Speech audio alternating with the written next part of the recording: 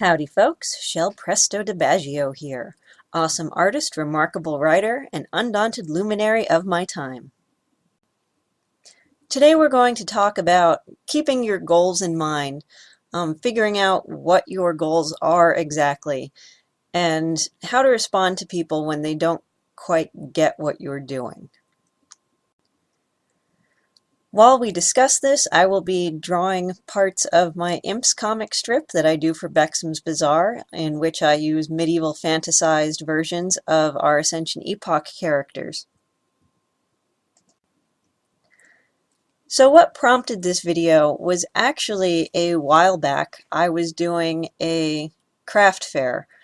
You'll often hear me talk about, say, doing conventions, like comic conventions or sci-fi or horror conventions. But sometimes we do local craft fairs, and especially when we do local craft fairs, you don't get people that, are expecting to see, say, sci-fi or urban fantasy books or superhero books, which is what we do. If you're a newcomer here, my husband, Mike DiBaggio, and I write novels and short story collections that have about an illustration per chapter, and most of them are in the superhero genre. So my husband and I decided to do a local craft fair because it was part of a food truck festival. And if you get an opportunity to go somewhere that you would normally go and the table prices are cheap, there's no reason to not go try to spread word about your book, even if it's somewhere that the people may not be necessarily interested or looking for it. So my husband and I were going to go to the food truck fair to, graze and eat and have a good time anyway. So we picked up a table. We didn't sell particularly well at this table, but we also weren't expecting to. The people that usually go to, craft fairs tend to be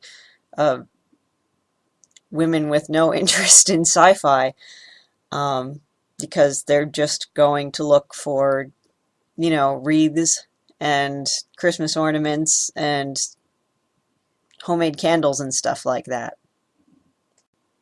So when the organizer came around and asked how we were doing, I was honest and I said, we're having a good time and handing out a lot of flyers and spreading the word. We're not making a ton of sales, and we shouldn't. Our target audience wasn't there.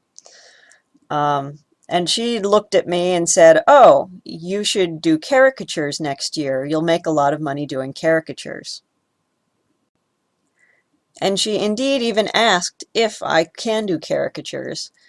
And the truth of the matter is, yes, I can, but I don't like to. I didn't say that to her. I just said I'd consider it. And then she eagerly wanted me to come back and do caricatures the next year. But I obviously didn't commit, and maybe I even should have said a hard no. But she obviously didn't get that we were there trying to promote our book and show what we've done. And that can sting a little, but it's important to remember, because you're going to encounter a lot of people like that, that people that don't have their own original creations and characters and something that they're, trying to get the world to notice, they're going to think that you're mainly concerned with making money. And maybe you are. I would like to make a living off of doing my books with my husband. But it's a slow climb up that mountain. And there are going to be times, especially in the beginning, where you're just going to be trying to get word out there and get people to know you exist. It's not true in all accounts, but there's a marketing principle that says that you need to make contact with someone at least 3 times before they even start to notice you. So it was our first time doing that food truck fair. It was our first contact with a lot of people. and it wasn't where our target audience was. So no, we weren't going to make a lot of sales there. But we were still doing our job of, you know, promoting our books. And you can't really, I don't want to say you can't put a price tag on that, because obviously you shouldn't, you know, try to get a table at San Diego Comic-Con and go thousands of dollars in the hole promoting your book right off the bat. You can put a dollar tag on promoting your book, but getting word out to people is not... There's a reason advertising exists, and, you know, sometimes to get word out to people, you have to be able to either take a loss or just try to make table back, and therefore pick an inexpensive table. You know, Mike and I didn't lose anything by going to that event and handing out flyers about our books and letting people know we existed, and I picked up a couple of YouTube followers from handing out my business card. It was a good day. And part of that is identifying your goal. You know, I could have gone there and done caricatures or portraits and made a good bit of money, but then I wouldn't have promoted my book. So if promoting my book is more important than making a quick paycheck, then it was better to promote my book. And if doing caricatures or portraits on the spot is not something that I enjoy doing, then I probably should just be focusing on promoting my book. Now, that's not to downplay caricaturists or portrait painters or whatever, because obviously if that's what you want to do for a living and that's how you want to make money, then you should be doing that. But this is about being clear in your goals and not asking yourself, can I do that? But asking yourself, is that my ultimate goal? My folks actually tend to be a bit like this. And I guess going into this, I should say that it's important to remember that different people are going to have different thoughts on what you do. You have to stand firm on what you're doing. And it doesn't mean people aren't concerned about you. People can care about you very much, and maybe that's why they're adding their 2 cents on what you're doing. You know, for example, you know, my folks go to art shows and stuff like that, and they see that, you know, people are selling landscapes, or they're selling abstract paintings of musicians, or paintings of flowers, things like that, and still lifes. And, you know, they'll turn to me doing my, you know, sci-fi illustrations, and they'll say, Michelle, people are selling these landscapes. Why don't you do landscapes? And the answer is I don't enjoy them. But there are a lot of people that are going to look at you and say, essentially, you're not doing the right thing with art, or you shouldn't be doing art at all because it's not paying the bills. And they only see it keenly as, you know, you should be going after the biggest dollar sign, and you should be trying the things that have the most and broadest appeal to sell your art. You should be looking at the bottom line and the quick dollar. And that can sting a bit coming from people you care about, because, you know, they don't get it. But you have to stand back and look at it objectively and say, well, why don't they get it?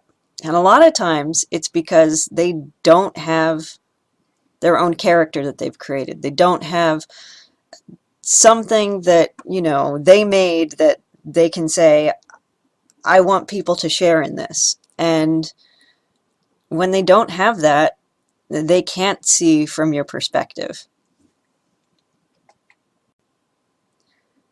I guess the point of this video is to say, if there's something that you want to be doing, like if you've created characters and you've created books and stories and illustrations and everything else about, something that's yours and something that you want other people to know about and something that you would really like to have even a small fan base and hopefully monetize and make that your day job,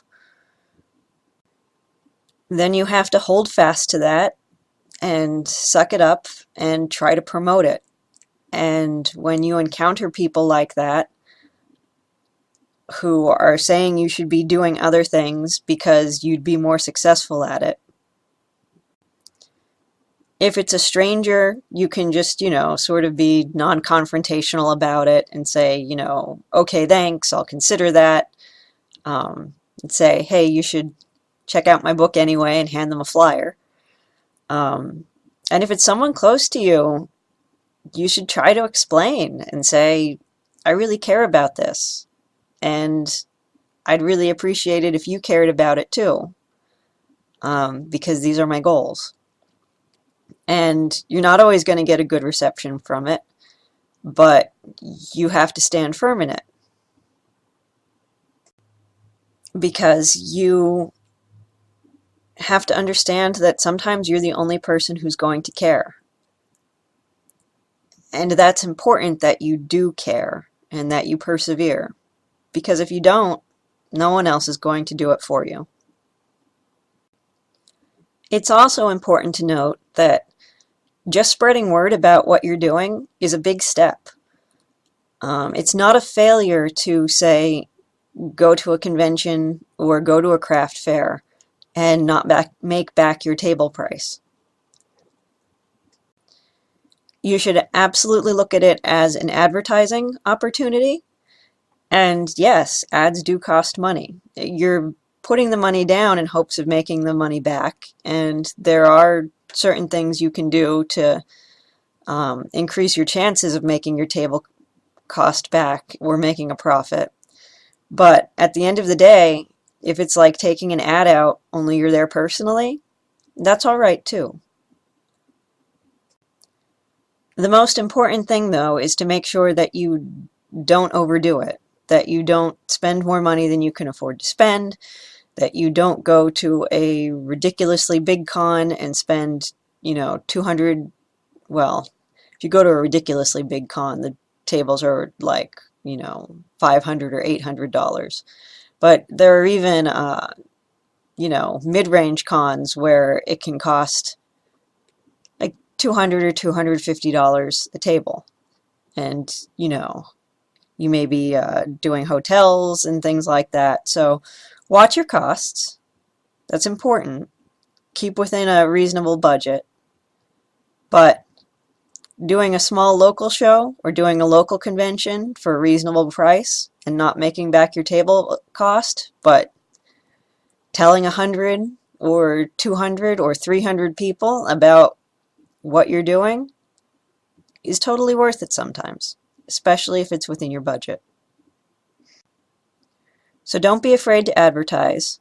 Don't be afraid to say, no, I didn't sell well, but I told a heck of a lot of people about this thing I cared about. And, sooner or later, if you keep at it and you evolve your tactics, you may be selling well. And that can be an awesome feeling. So that's my 2 cents for the day, folks. If you have anything you'd like to add or anything you want to ask me, please feel free to chime in the comments below. Please like the video if you enjoyed it, and subscribe if you'd like to see future content from me. I've mentioned before that my and my husband's illustrated heroic adventure books are available on Amazon.com. But I'm pleased to announce a new venue for checking out our stuff as well. We've just launched heroicadventurefiction.com. There we're going to start posting in serial form a lot of our books and short stories. If you head there now, you can check out the first 2 chapters in After Dark, our East End Regulars novel, and Copper Knights and Granite Men, our Challenger Confidential novella, for free. And we'll be posting a lot more where that came from, so make sure you bookmark it if you do go over there. Thanks for watching, folks. Have an awesome day. Presto, over and out.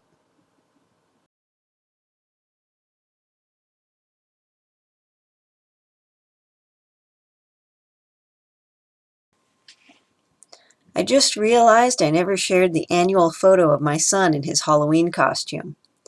This is our little Tenacious D as a cowboy, keeping the town safe from stray ball pit balls for truth, justice, and Twinkies. He also had a dragon costume this year, shown here at the Pennsylvania Renaissance Fair. Hope you folks had a good autumn as we head into Thanksgiving, at least here in the U.S. Only 1 dusting of snow so far, so we're doing pretty good in PA. Have an awesome day, folks. Presto, over and out. Farewell and adieu to you, fair Spanish ladies. Farewell and adieu to you, ladies of Spain.